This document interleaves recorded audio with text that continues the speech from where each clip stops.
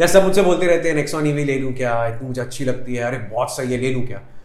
मुझे आपसे एक ही बात बोलनी है, कहते हैं ना electric cars are the cars of the future, then why do you want to buy them in the present? I think you should wait. पैसा तेरा बाप देगा। यार आज की तारीख में है ना, इलेक्ट्रिक गाड़ियों का जो अपील है ना, वो एक 2 करोड़ की मर्सिडीज से भी ज्यादा है। नहीं मतलब आपके कोई भी महंगी गाड़ी लेके आपके बाजू से गुजरेगा, लेकिन आपके पास इलेक्ट्रिक होगी ना, तो आपसे 10 सवाल पूछेगा, ये चार्ज कैसे होती है, ये कितना चलती है, ये भागती है क्या, ये साउंडलेस है क्या। What will happen to you? तू इलेक्ट्रिक गाड़ी का बात कर रहा है, मेरे पास इधर इलेक्ट्रिक बिल भरने का पैसा नहीं है। अबे जाबे गरीब है तू रिक्शा में जाएगा। मुझे तो रिक्शा चलाना पड़ेगा एक दिन। यार अभी भी अगर आप इलेक्ट्रिक गाड़ी लेते हो तो फुल पैसा वसूल है, फुल अटेंशन आपको मिलेगा। अरे गाड़ियां क्या भागती हैं, whether it's Nexon EV, whether it's Hyundai की कोना, whether it's MG ZS EV, भागती हैं, साउंडलेस हैं, फीचर लोडेड हैं, बहुत ही ग्रीन और एनवायरमेंट फ्रेंडली हैं, अगर धुआं हुआ नहीं आता है, तो दे are actually very good cars and you do end up saving some money. तो सिटी के लिए तो दे आर परफेक्ट, हाईवे यूसेज के लिए ओके लेट्स कैलकुलेट टुगेदर। अब है ना, हम कोशिश करते हैं डीजल वर्सेस इलेक्ट्रिक को कंपेयर करने की। नेक्सॉन है, नेक्सॉन की डीजल भी आती है, नेक्सॉन की इलेक्ट्रिक भी आती है। अब दोनों गाड़ियों का 5 इयर्स का ओनरशिप एक्सपीरियंस को कंपेयर करते हैं। नेक्सॉन डीजल जो है आपको मिलती है 15.5 की on road top and, Nexon EV जो है आपको मिलती है 17.7 इश। ये सब्सिडी के पहले, अभी दिसंबर तक है सब्सिडी, 1.5 से 2.5 लाख कुछ भी आपको मिल सकती है। अलग अलग स्टेट्स में अलग अलग सब्सिडी है ना, तो हम सिर्फ बेस प्राइस पकड़ते हैं, तो इन दोनों का प्राइस डिफरेंस कोई वो 2.2 2.3 हो गया, ठीक है, इसे याद रखते हैं। अब अगर हर साल आपकी गाड़ी 10,000 किलोमीटर चल रही है, 5 साल के लिए आप गाड़ी रख रहे हैं, मैं डीजल का एवरेज पकड़ता हूँ 16 का, तो आपको डीजल गाड़ी में हर साल भराना पड़ेगा 625 लीटर्स ऑफ फ्यूल, ठीक है, डीजल। अब 100 रुपए अगर हम डीजल का पकड़े तो ये हो गया 62,500। ओके, अब इलेक्ट्रिक पे आते हैं। इलेक्ट्रिक गाड़ी अगर 10,000 किलोमीटर साल की आपकी चल रही है, कितना भी ये लोग एवरेज जो है क्लेम कर लें, एवरेज आपको वही 200 का ही मिलेगा और वही सेफ पकड़ना चाहिए, ठीक है। 320 लोग बोलते हैं, मिलता नहीं है। तो 200 के हिसाब से आपको साल में चार्ज करनी पड़ेगी 50 बार, उसकी कॉस्टिंग होगी कोई आपको 300 रुपीज एवरेज। आप कहीं भी सर्च करेंगे आपको दिखाएगा एक बार गाड़ी को टॉप अप करने का, तो उसकी कॉस्ट हो गई 15,000, यानी डीजल के 62,500, इसके हो गए 15,000, डिफरेंस हो गया 47,500। Are you with me? यही आप कैलकुलेट कर लो 5 साल में, ठीक है। एक साल में आपको 47,500 सस्ती पड़ी ना इलेक्ट्रिक गाड़ी, 5 साल में फर्क हो गया 2,37,500। स्टार्ट में मैंने दोनों का प्राइस डिफरेंस क्या बताया था, 2,30,000 ही ना, तो कॉस्ट वही हो गया। तो आप बोलोगे कि कॉस्ट कैसे सेम हो गया, डीजल गाड़ी का मेंटेनेंस ज्यादा होता है, गाड़ी में ऑयल है, फिल्टर्स है, ये चेंज करो वो चेंज करो। हाँ ठीक है, मैं मानता हूं, लेकिन अगर आपको अचानक लास्ट मिनट पे गाड़ी निकालनी है, एंड मोमेंट पे कहीं भागना पड़ गया, किसी की मदद के लिए जाना पड़ गया, तो आपकी इलेक्ट्रिक गाड़ी चार्ज नहीं होगी ना, तो वो 5 मिनट में चार्ज नहीं होगी। हाँ, डीजल गाड़ी कहीं आप रोक के 5 मिनट में फ्यूल अप कर सकते हो। अब मैंने CNG तो इसमें डाला ही नहीं है, सुनोगे तो मजा ही आ जाएगा आपको। CNG का भाव डीजल से आधा है ना, तो जहां डीजल आपको 2,37,500 का फर्क वो दे रहा था इलेक्ट्रिक वर्सेस डीजल में 5 साल में, वो CNG में आधा हो जाएगा। The difference will only be 1,18,000 something. Now that is actually money saving. CNG cars any day are cheaper than diesel or electric cars. CNG is cheaper. CNG actually gives you more average. मैंने तो base average ही वही 16 का ही पकड़ा है। कुछ गाड़ियों में अगर डीजल 16 का एवरेज दे रहा तो CNG शायद 21 दे देगा। You will actually end up saving money. पैसे बचाने तो अभी भी आपको CNG खरीदने की जरूरत है। I've actually proved it. Well done Kapoor. Battery का परफॉर्मेंस, ये बैटरीज नहीं है, ये टेक्नोलॉजी नहीं है, इनकी IP रेटिंग वगैरह आती है, मैं जानता हूं, लेकिन एक्चुअल परफॉर्मेंस क्या है ना, जो वो लोग क्लेम करते हैं वो कभी नहीं मिलता है। 320 का अगर वो लोग एवरेज क्लेम कर रहे हैं, लोगों की गाड़ी 200 पे बंद हो रही है, फिर टो हो रही है हाईवे पे, बहुत टेंशन है ना यार, एंग्जाइटी कितना होता है उसका। अब आप एक और चीज को याद रखिए, जब आप एक नया फोन लेते हैं, उसकी स्टार्ट में बैटरी कितनी अच्छी होती है, आहिस्ते आहिस्ते उसका है ना बैटरी का स्क्रीन ऑन टाइम कम होता है, बैटरी थोड़ा कम चलती है, नए फोन जितना नहीं चलती है। इन गाड़ियों में भी वैसे हुआ तो चलो, इन गाड़ियों में एक प्रोविजन होता है, मैं आपको बताता हूं, जहां जो पार्ट ऑफ द बैटरी है, जिसके सेल्स अगर वो डेड हो गए हैं, तो सिर्फ इतना पार्ट को निकाल के आप नया पार्ट डाल सकते हो, तो आपकी जो बैटरी नई जैसी हो जाएगी। बट ये वारंटी में नहीं आया, तो ये बैटरी जो है गाड़ी का इंजन ही तो है, महंगा हुआ तो कॉस्टिंग है ना उसकी। एक और पॉइंट जिसके लिए मैं अपने बेस्ट फ्रेंड आशीष शिंदे को, वो ये है कि जब आपके घर में इलेक्ट्रिसिटी चल रही है, आपके घर के नीचे ही गाड़ी चार्ज हो रही है, तो आप ज्यादा यूनिट्स यूज कर रहे हो।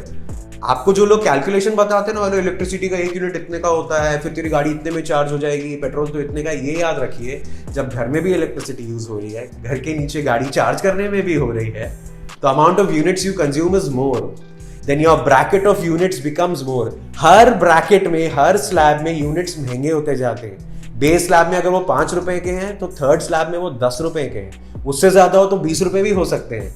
तो इलेक्ट्रिसिटी ही महंगी पड़ेगी ना आपको, तो गाड़ी भी तो चार्ज महंगी होगी। रुकने का एक और फायदा है, अब जैसे जैसे गाड़ियां लॉन्च होगी ना, सबके लिए एक ही फाइटिंग पॉइंट होगा, हमारा माइलेज ज्यादा है, हमारी गाड़ी ज्यादा चलती है, एक चार्ज पे ज्यादा चलती है। अब उसका फायदा ये होगा, आप देखिए अगर आज की तारीख में इलेक्ट्रिक व्हीकल्स 200-220 चल रही है, तो मैं मुंबई से एक चार्ज में सिर्फ पुणे जा पाता हूँ। अगर मुझे पुणे से वापस भी मुंबई आना तो मुझे पुणे में गाड़ी चार्ज करनी पड़ती है। मुझे आदत है कि मेरी डीजल गाड़ी है, वो मैंने स्टार्ट की, वो मुंबई से गोवा एक टैंक पे जा सकती है। और ऐसी छोटी गाड़ी नहीं है वो, छोटे इंजन वाली 2 लीटर टर्बोचार्ज डीजल इंजन है, बहुत पावरफुल गाड़ी है, स्कॉडा लोरा एलन के, तो वो भागती भी है और एवरेज भी देती है। मुझे उसकी आदत है। मैं क्यों अभी से ऐसी गाड़ी लूं जिसको मतलब मैंने अगर चार्ज कर दिया तो मैं पुणे के आगे नहीं जा पा रहा हूं, मैं कितनी बार रुक रुक के गोवा जाऊंगा। मुझे तो गोवा जाना है ना यार, मेरी भी तो कुछ तमन्नाएं हैं। इंडिया में एक बहुत इंपॉर्टेंट चीज है यार कि गाड़ी का सेकंड हैंड रीसेल कितना है। इन गाड़ी की जो बैटरी होती है उन पे 8-8 साल की वारंटी है, बराबर। अगर आपने 5 साल यूज करके गाड़ी बेची तो 5 साल आपकी वारंटी खत्म हो गई, बची कितनी 3 साल। तो सेकंड ओनर बोलेगा मेरे पास तो बैटरी का 3 साल का ही कवरेज है, मैं तो भाव तोड़ के तेरे को पैसा दूंगा, गाड़ी का भाव बहुत टूटेगा। तो हो सकता है जो नेक्सॉन डीजल का आपको सेकंड हैंड का भाव मिल रहा था, वो शायद आप नेक्सॉन ईवी आपकी नहीं बेचने जाओगे तो नहीं मिलेगा, वहां भी आपका नुकसान होगा। सोचने वाली बात है। जब तक कोई मेजर प्लेयर नहीं आता ना इस सीन में, हमें रुकना पड़ेगा। मारुति है, लाख गाड़ियां भी बिक जाती हैं उनके यार एक महीने में। अगर पूरे इंडिया में 2 लाख गाड़ियां बिक रही तो लाख उनकी होती है। Every other car is a Maruti. So when Maruti starts making an EV, तब मास प्रोडक्शन होगा, मास प्रोडक्ट बनेगा, इतना ज्यादा बनेगा कि गाड़ियां अपने आप सस्ती हो जाएंगी। कोई चाइनीज आ गया बड़ा प्रोडक्ट हवाल जैसा, वो सस्ते में निकाल दे, सबको अपनी गाड़ी सस्ती करनी पड़ेगी। वी शुड वेट ना, हमारा पैसा बच जाएगा ना, कुछ लाख बच जाएंगे यार। एक और पॉइंट है जो कोई डिस्कस नहीं करता ये आपको बताते वक्त, and that is homologation and infrastructure. Infrastructure सबको पता है, इंडिया के पास इलेक्ट्रिक का नहीं है, कहीं आप दूर किसी हाईवे पे हो तो पॉइंट्स नहीं है, पॉइंट मिल भी गया और उधर 4 गाड़ी खड़ा है, आपका गाड़ी कब चार्ज होएगा? उनको 1-1 घंटा लगेगा, फिर 5वें घंटे में आपका चार्ज होगा।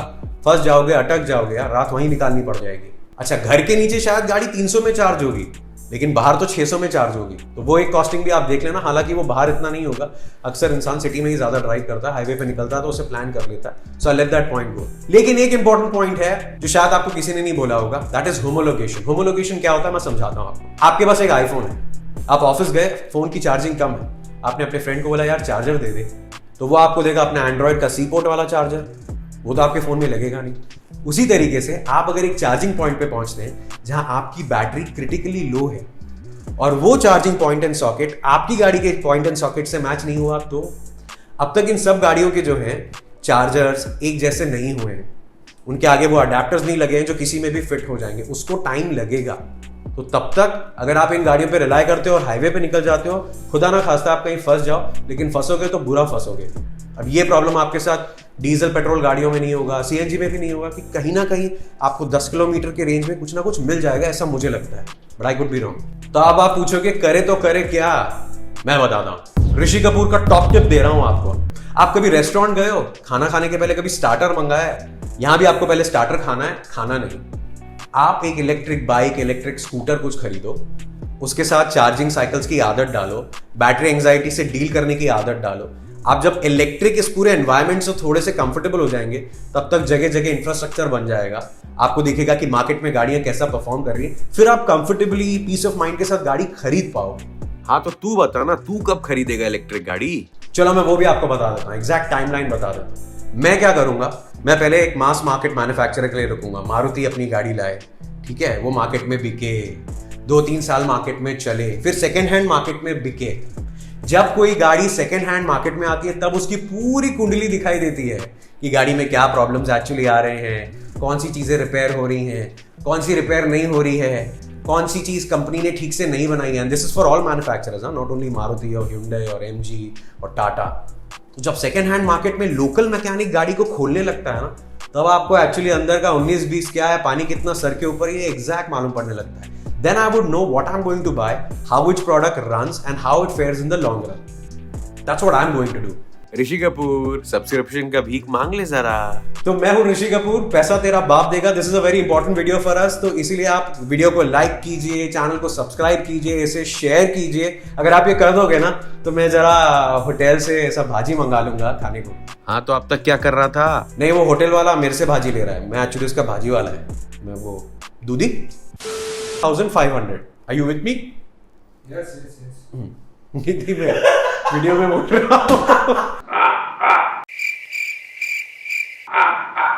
मैंने सब्सिडी का पॉइंट नहीं बोला। ब्लू पा